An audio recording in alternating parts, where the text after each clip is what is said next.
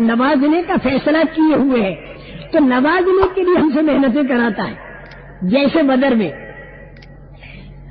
پورا غیبی انتظام اللہ کا سامنے آ چکا تھا، فرشتے اتر چکے تھے، حضرت جبریل اتر چکے تھے، رسول پاک صلی اللہ علیہ وسلم نے یہاں تک بتا دیا تھا کہ ابو جہل یہاں پچھڑے گا، فلاں یہاں پچھڑے گا، فلاں یہاں پچھڑے گا، بالکل پکی بات تھی۔ جس وقت مکے کے بے ایمانوں نے ایک دم سے ایمان والوں کے اوپر حملہ کر دیا کہ یہ تو ہے بغیر تیاری کے، ہم ہیں پوری تیاری کے ساتھ، ہم ہیں زیادہ تعداد میں، یہ لوگ ہیں کم تعداد میں، تو چلو ایک دم سے ان کو ختم کر دو، اس نے پورا حملہ کر دیا۔ حضرت جبریل جو خدا کی غیبی مدد کے طور پر فرشتہ ہے، وہ آیا ہوا ہے، وہ کان میں کیا کہتا ہے نبی کریم صلی اللہ علیہ وسلم کے کہ آپ ایک مٹھی مٹی یوں ڈال دو۔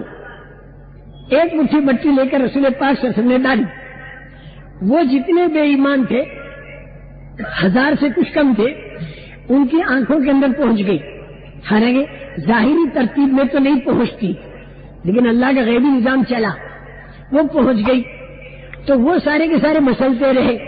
کون؟ جو 13-14 سال سے خوب ستا چکے ہیں اور آج بالکل سب ختم کرنے کے لیے آئے ہوئے ہیں، وہ آنکھ مسلتے رہے، اور اللہ پاک نے یہ بتا دیا کہ 14-13 سال تک تو تم سے کہا تھا کہ صبر کرو اور ہاتھ روکو، لیکن اب تم کو یہ اجازت دی جاتی ہے کہ اپنا بچاؤ کرو۔ تو اب انہوں نے اپنے بچاؤ میں ان کا آپریشن کرنا شروع کر دیا، تو 70 تو ختم ہو گئے، 70 پکڑے گئے، باقیوں پر روک پڑا اور وہاں سے چلے گئے، یہ سارا کام ہوا۔ لیکن یہ کیا کس نے؟ اللہ یوں فرماتے ہیں فَلَمْ تَقْتُلُوهُمْ وَلَكِنَّ اللَّهَ قَتَلَهُمْ وَمَا رَمَيْتَ إِذْ رَمَيْتَ وَلَكِنَّ اللَّهَ رَمَى۔ سبحان تیری قدرت۔ یوں فرمایا کہ ان لوگوں کو تم نے ختم نہیں کیا، اللہ نے کیا، کیونکہ ظاہر میں تو بڑی طاقت کے ساتھ وہ تھے، تم نے نہیں کیا، اللہ نے کیا۔ اور اے میرے پیارے نبی، وہ جو مٹھی مٹی آپ نے پھینکی تھی تو وہ آپ نے نہیں پھینکی تھی، وہ اللہ نے پھینکی تھی، کیونکہ ایک مٹھی مٹی سب کی آنکھوں میں کہاں پہنچتی، وہ تو اللہ نے کیا۔ اب یہاں سوال یہ پیدا ہوتا ہے کہ جب کرنے والے اللہ ہی ہیں تو پھر ان سے اتنا کیوں کرایا؟ ان سے کرائے بغیر کر دیتے؟ ان سے جو سارا کام لیا بدر میں، صحابہ سے بھی کام لیا، ہاتھ پیر خوب مارے انہوں نے، رسول پاک صلی اللہ علیہ وسلم نے مٹھی مٹی ڈالی۔ جب اللہ کہہ رہے کہ کرنے والے تم نہیں، کرنے والا میں، فَلَمْ تَقْتُلُوهُمْ وَلَكِنَّ اللَّهَ قَتَلَهُمْ وَمَا رَمَيْتَ إِذْ رَمَيْتَ وَلَكِنَّ اللَّهَ رَمَى۔ تم نے نہیں مٹھی، وہ مٹی تم نے نہیں پھینکی، جب پھینکی تھی وہ اللہ نے پھینکی۔ اب اللہ تعالیٰ یہ بتا رہے ہیں کہ جب کرنا مجھے ہی ہے تو تم سے یہ کیوں کرایا؟ کیا ہے؟ وَلِيُبْلِيَ الْمُؤْمِنِينَ مِنْهُ بَلَاءً حَسَنًا۔ سبحان تیری قدرت۔ اللہ یہ کہتے ہیں کہ تم کو بہت ہی اچھا بدلہ دینا تھا، اس لیے تم سے بھی تھوڑا سا کروا دیا، اگرچہ تمہارے کرنے کے ساتھ کرنے والا میں ہی ہوں، لیکن تمہارے ہاتھ لگائے بغیر اگر میں کر دیتا تو تمہیں کیا ملتا؟ ارے مجھے تو تمہیں نوازنا ہے۔ تو ان جماعتوں کے پھرے بغیر اللہ تعالیٰ قلوب انسانیہ کو ایمان کی طرف پھیر دیتا تو ہم لوگوں کو کیا ملتا؟ یہ اس کا کرم اور احسان ہے کہ بسترے اٹھوا کر وہ محنتیں کرا رہا ہے اور آگے ہدایت تو خود ہی پھیلا رہا ہے، کر تو وہی رہا ہے، لیکن تھوڑا سا ہم کو استعمال کر رہا ہے اپنے کرم سے، تاکہ وہ اپنی عطایا سے نوازے اور اپنے خزانوں سے ہمارا کنیکشن قائم کر کے ہمیں اس کا بہت بڑا بدلہ دے۔ اس بنا پر میرے محترم دوستو، ایمان کے معنی تو یہ ہے کہ ذہن میں یہ بٹھا لو کہ کرنے والے اللہ ہیں۔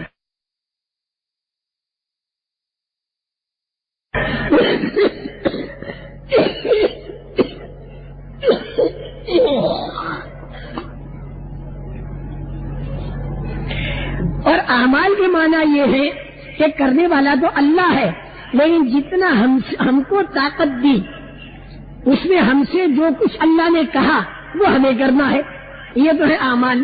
اور دل کے اندر کا یقین کیا ہو کہ کرنے والی ذات اللہ کی ہے، نیت کرے، ارادہ کرے، عمل کرے، اللہ پر یقین کرے تو پھر اللہ تعالیٰ اس کے نتیجے کو نکالتے ہیں۔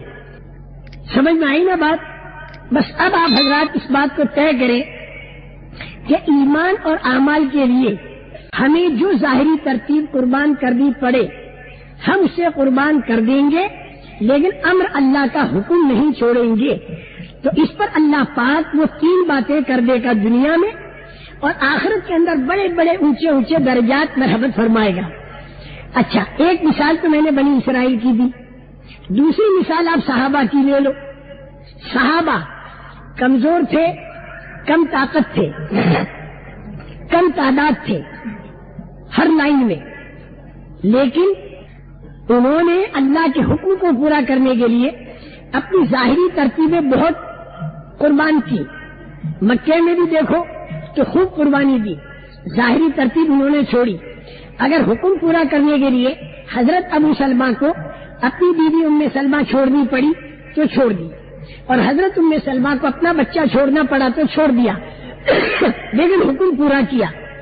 اتنا مجاہدہ پڑا کہ حضرت ام سلمہ مکہ مکرمہ کے باہر آ کر بڑی مدت تک روتی رہی اپنے شوہر کی جدائی پر اور اپنے بچے کی جدائی پر، لیکن حکم اللہ کا پورا کیا۔ حضرت صہیب رومی رضی اللہ تعالیٰ عنہ کو اللہ کا حکم پورا کرنے کے لیے مال چھوڑنا پڑا تو انہوں نے مال پورا چھوڑ دیا۔ حضرت ابوبکر صدیق رضی اللہ تعالیٰ عنہ کو اللہ کا حکم پورا کرنے کے لیے پورا مال لے جانے کی ضرورت پیش آئی تو سارا کا سارا مال لے گئے۔ اسی طرح مہاجرین صحابہ کو اللہ کا حکم پورا کرنے کے لیے وطن کو ایک دم سے چھوڑنا پڑا تو ہمیشہ کے لیے وطن کو چھوڑ دیا۔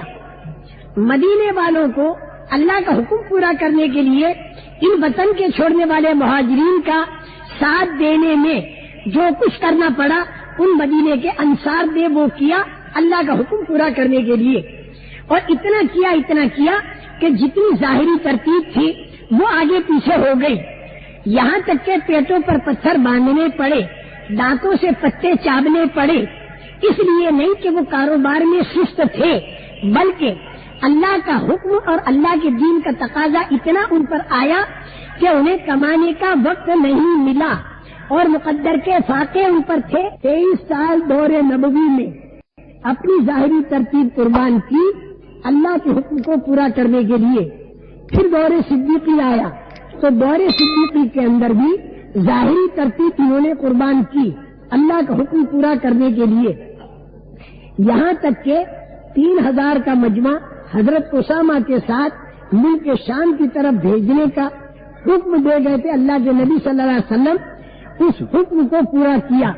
ایسے وقت میں جبکہ ہرقل روم 2 لاکھ کا مجمع لے کر مدینہ منورہ کو تہس نہس کرنے کے لیے نکل چکا تھا، ایک طرف مسیلمہ کذاب جھوٹی نبوت کا دعویٰ کر چکا تھا، بڑا بھاری مجمع اس کے ساتھ ہو چکا تھا، چاروں طرف سے فتنے اور فساد آ چکے تھے۔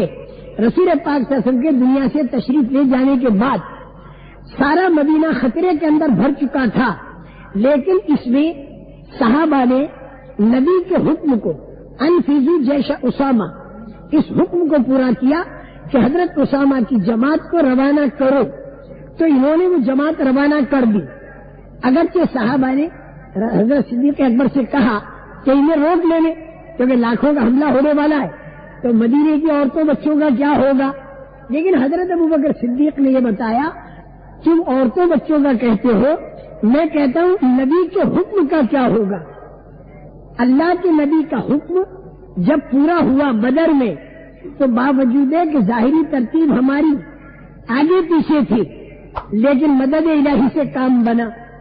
حنین کے اندر ظاہری ترتیب ہماری بہت مرتب تھی، 12,000 کا ہمارا مجمع تھا، 12,000 کا ہمارا مجمع تھا، تیاری اور سامان بہت تھا، سامنے والے صرف 4,000 تھے، ان کی تیاری سامان اتنا نہیں تھا، لیکن یہاں پر ذرا سا خیال یہ آ گیا کہ ہم تو بھاری مقدار میں ہیں اور وہ تھوڑے ہیں، تو نگاہ اللہ سے ہٹ کر اپنی تعداد پر سب کی نہیں، کچھ لوگوں کی آئی تو اللہ کی مدد آسمانوں پر رک گئی، تو بغیر اللہ کی مدد کے یہ 12,000 کا مجمع 4,000 کے مقابلے میں بھاگنے لگا، سوائے چند کے جو رسول پاک صلی اللہ علیہ وسلم کے ساتھ ٹھہر گئے۔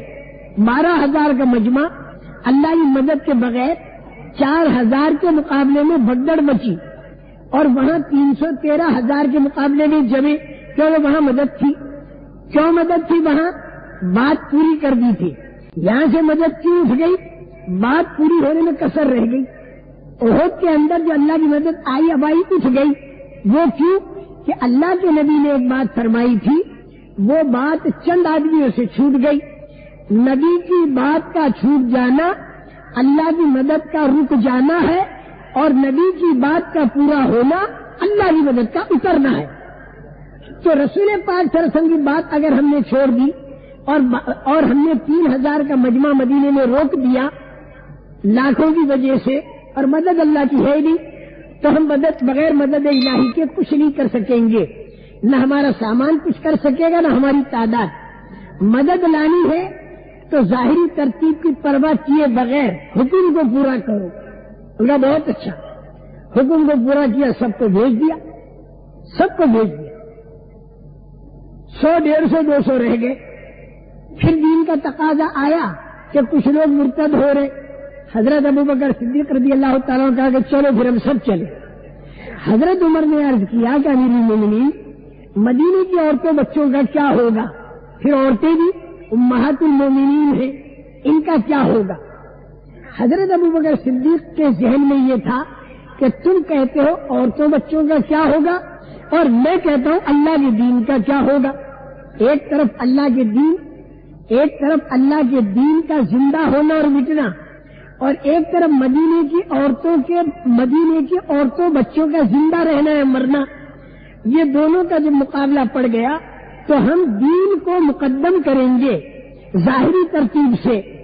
ظاہری ترتیب آگے پیچھے ہو جائے گوارا کریں گے، لیکن دین کا کام آگے پیچھے ہو جائے اسے گوارا نہیں کریں گے۔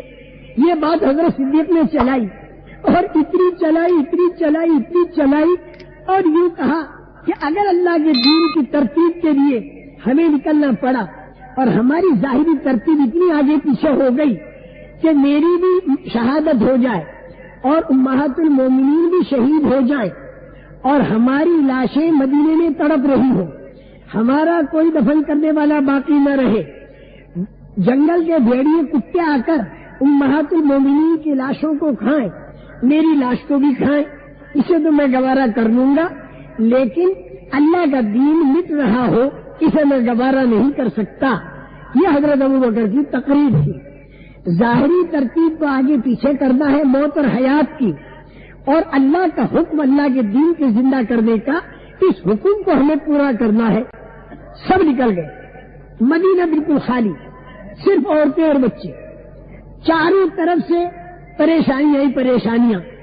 لیکن جب ظاہری ترتیب قربان کی حکم اللہ کا پورا کرنے کے لیے، تو پھر اللہ کا غیبی انتظام چلا، اور غیبی انتظام یہ چلا کہ ہرقل روم پر اللہ نے روک ڈال دیا۔ وہ 2 لاکھ کا مجمع لے کر مدینے پر حملہ کیے بغیر واپس ہو گیا ہرقل روم۔